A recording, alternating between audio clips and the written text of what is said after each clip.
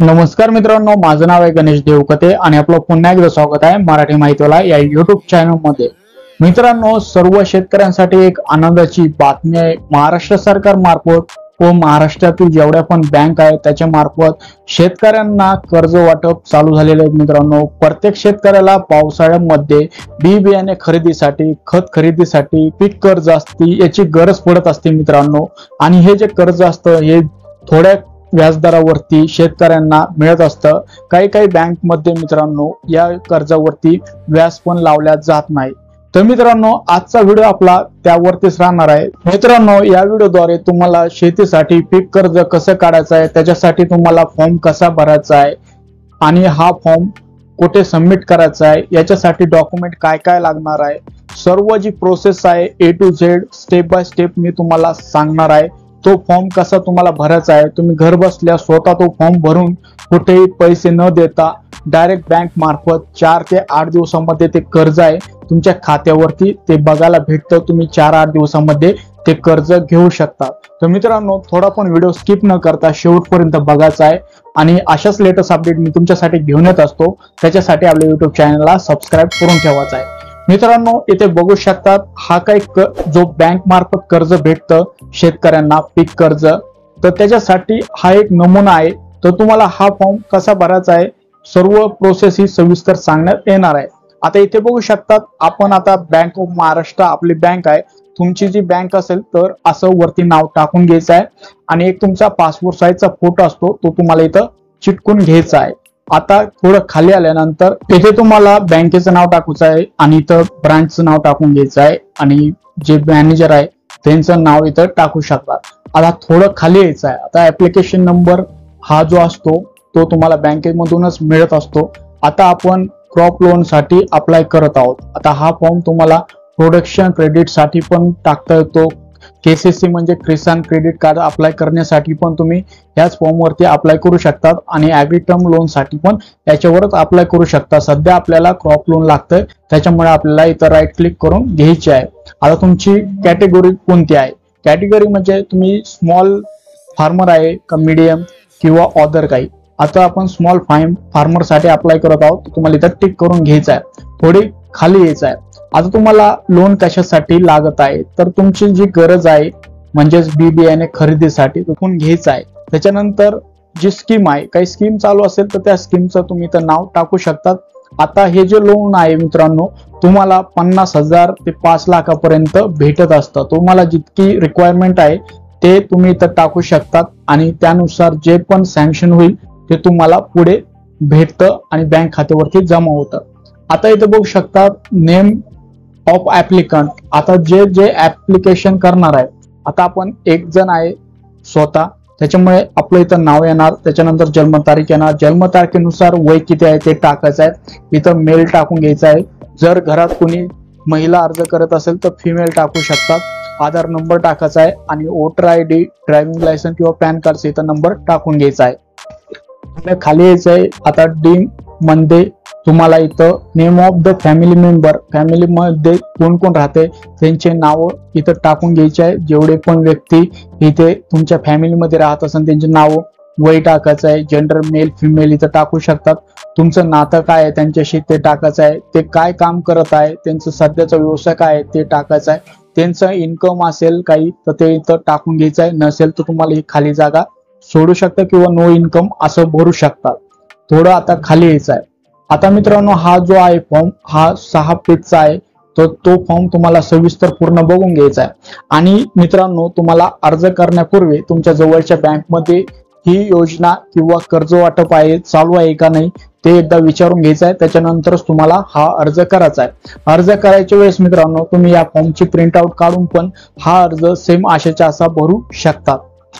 आता थोडं खाली यायचं आहे। आता इथं तुम्हाला वर जो प्रेझेंट ऍड्रेस काय आहे आणि परमनंट ऍड्रेस काय आहे तो टाकून द्यायचा। हाऊस नंबर टाका, तुमचा मार्ग कोणता आहे तो टाका, गावाचं नाव टाका, पोस्ट ऑफिस कोणतं लागतं ते टाकू शकतात, तालुक्याचं नाव, जिल्ह्याचं नाव टाकायचं आहे आणि इथं पिनकोड जो असतो तो तुम्हाला टाकून घ्यायचा आहे। आणि सेम जर ऍड्रेस असेल तर तुम्ही हाच ऍड्रेस इथं टाकू शकतात आणि जो चालू मोबाईल नंबर आहे तो तुम्हाला इथं टाकायचा आहे, कारण की तुम्हाला लोन सँक्शनच्या वेळेस बोलवलं जातं काही फॉर्मॅलिटी असते ती पूर्ण करून घ्यावी लागते. आता सोशल कॅटेगरी मधून जर तुम्ही येत असाल तर तुम्हाला इथं टाकून घ्यायचं आहे. आता इथं मायनॉरिटी कम्युनिटी मध्ये जर असाल तर तुम्हाला इथं टिक मार्क करून घ्यायचे आहे. जर नसेल तर तुम्ही इथं सोडून दिलं तरी चालत असतं. आता इथं खाली एक्झिस्टिंग बँक क्रेडिट फॅसिलिटीज, जर तुमच्याकडे काही पहिले बँकचं लोन चालू असेल तर त्याची माहिती तुम्हाला इथं द्यायची आहे. कोणत्या अकाउंटला चालू आहे, काय अकाउंट नंबर द्यायचा आहे. तुमची जर काही थकबाकी असेल मित्रांनो तर तुम्ही इथं ती टाकू शकतात. आता खाली यायचं आहे, एच नंबरचा पॉईंट बघायचा आहे, particulars of total land holding of the applicant. आता तुमच्याकडे किती लँड आहे म्हणजे जमीन किती आहे इथं सविस्तर द्यायची आहे. आता कोणत्या गावामध्ये आहे त्या गावाचं नाव टाका, इथं तुमचा खाते नंबर टाका, ओन किती आहे म्हणजे स्वतःची किती आहे ते टाका, इथं एरिया किती आहे तो टाकायचा आहे. ही माहिती पूर्ण भरायची आहे व्यवस्थित मित्रांनो. आता आय नंबरचा पॉईंट आहे, of total landed properties mentioned above the land crop details permanently to the loan applied. आता तुम्ही किती जमीन लोन साठी अप्लाय करू शकतात, किती जमिनीवरती तुम्हाला लोन पाहिजे त्याची डिटेल सेम तुम्हाला टाकायची आहे. आता इथं डिटेल भरल्यानंतर मित्रांनो आता तुम्हाला कोणतं जे लोन आहे कोणतं काढायचं आहे, खरीप क्रॉप काढायचं आहे किंवा रब्बी क्रॉप काढायचं आहे किंवा अदर, तर तुम्ही इथं जे पण लोन तुम्हाला घ्यायचं आहे त्याची माहिती तुम्हाला इथं लिहून घ्यायची आहे. आता खाली यायचं आहे. आता जे नंबरचा पॉईंट आहे सोर्स ऑफ इन्कम. आता इथं ऍग्रिकल्चर इन्कम म्हणजे मित्रांनो तुम्हाला वार्षिक उत्पन्न जमिनी मार्फत तुमच्या शेती मार्फत किती भेटतं ते टाकायचं आहे. काही जर दुसरी इन्कम असेल तुमची जोडधंदा असेल ती इन्कम पण इथं टाकू शकतात आणि हे दोन्ही मिळून तुमची जी टोटल इन्कम होते ती इथं टाकून घ्यायची आहे.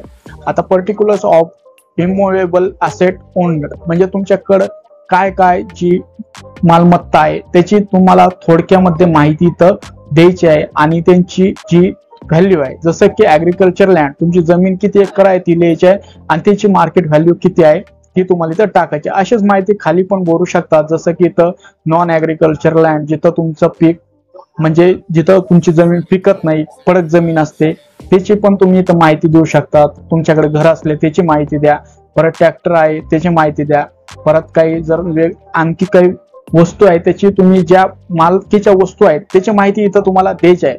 जेणेकरून मित्रांनो तुमचं एक प्रकारे मोठं व्हॅल्युएशन बनतं आणि त्यानुसार तुम्हाला जी कर्ज भेटणारी अमाऊंट आहे त्याच्यात पण वाढ होते मित्रांनो. आणि असं करून मोठ्या अमाऊंट मध्ये किंवा मोठ्या पैशामध्ये तुम्हाला लोन वाटप होते व कमी व्याजदर किंवा व्याजदर त्यामध्ये लागत नाही. आता मित्रांनो यामध्ये अशा काही गोष्टी आहेत, जर हे क्रॉप लोन तुम्ही शेतीवरती लोन जर काढलं वर्षाच्या आत परतफेड केली तर त्याला 0% व्याज पण लागतं किंवा तुम्हाला रिन्युअलच्या टायमाला मध्ये तुम्ही जरी व्याज भरलं तर रिन्युअल मध्ये ते व्याज कपात होतं किंवा त्यापेक्षा वाढून तुम्हाला कर्ज हे भेटत असतं.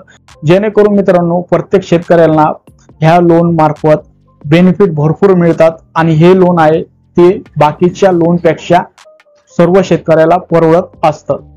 आता मित्रांनो इथं थोडं खाली आलं होतं की जे नंबरचा पॉईंट आहे. आता particulars of movable asset on म्हणजे ज्या पण असेट आहे मित्रांनो, जसे की तुमच्याकडे ट्रॅक्टर आहे जसे की म्हणजे हालचाल करू शकतात अशा असेट धरून चाला म्हणजे मालमत्ता तुम्ही धरू शकता. त्याच्यामध्ये मोटर किंवा काही ऑदर असेल तुमच्याकडे जसं की पोल्ट्री फार्म, गाई म्हशी असे काही असेल तर त्याची माहिती तुम्हाला इथं द्यायची आहे, त्याची व्हॅल्यू किती आहे ती द्यायची आहे आणि इथं टोटल यायचे आहे. आता हा जर व्हिडिओ बघत बघत तुम्ही फॉर्म भरला तर तुम्हाला एकदम सोपं हा फॉर्म भरायला जाणार आहे. तुम्ही घर बसल्या या अर्जाची प्रिंट करून हा जो फॉर्म आहे तो भरू शकतात. आता खाली आल्यानंतर आता एम नंबरचा पॉईंट आहे particular of existing liability as borrow if any. तर इथं म्हणजे मित्रांनो आता तुम्हाला इथे बँकेचं नाव जी पण माहिती आहे, आता कोणत्या पर्पज साठी लोन काढलं होतं तुम्ही आणि त्याची आउटस्टँडिंग किती आहे, ओव्हरड्यू किती आहे, सिक्युरिटी किती आहे. आता भरपूर शेतकऱ्यांचे काहीच लोन नसतात आणि त्यांना ही माहिती द्यायची पण काही गरज नाही मित्रांनो. आता खाली आल्यानंतर particulars of liabilities as generated. आता इथं पण तुम्ही बघू शकतात ही काही माहिती आहे ही भरली तरी चालते, नाही भरली किंवा सोडून दिली तरी चालत असते मित्रांनो. आता खाली यायचं आहे. आता यामध्ये काही पॉइंट आहे ते नाही भरले तरी तुम्ही चालतात. आता गॅरंटर्स ऑफर म्हणजे तुम्हाला काही गॅरंटर जर लागत असले तर त्याची माहिती द्यायची आहे मित्रांनो. प्रत्येक बँकमध्ये गॅरंटर लागत नाही पण जर लागले तर तुम्ही तर तुमच्या नातेवाईकाचं कोणाचं पण 1-2 जणांचे नावं देऊ शकतात.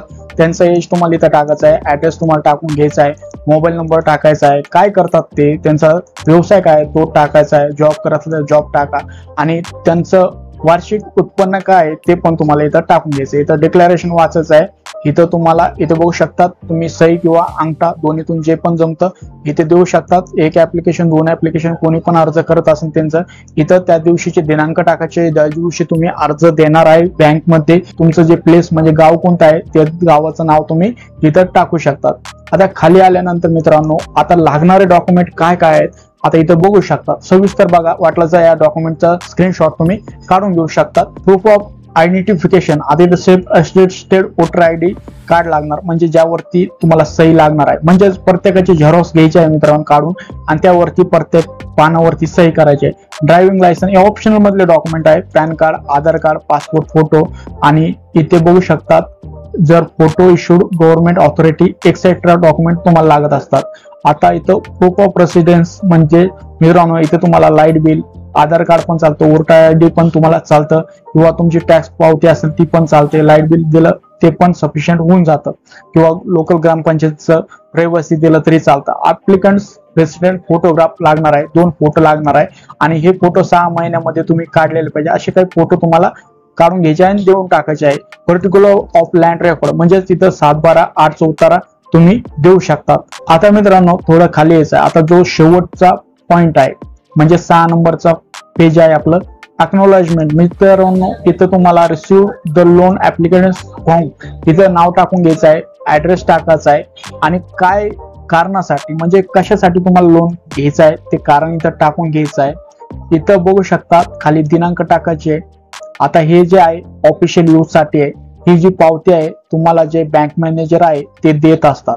मित्रांनो अशा काही प्रकारे प्रत्येक शेतकरी क्रॉप लोन म्हणजेच शेतीच्या लोन साठी पीक किंवा बी बियाणे आणि खत खरेदीसाठी लोन घेऊ शकतो बँककडून, ते पण कमी व्याजदरावरती ज्याला की व्याजदर नसल्याप्रमाणेच असतं.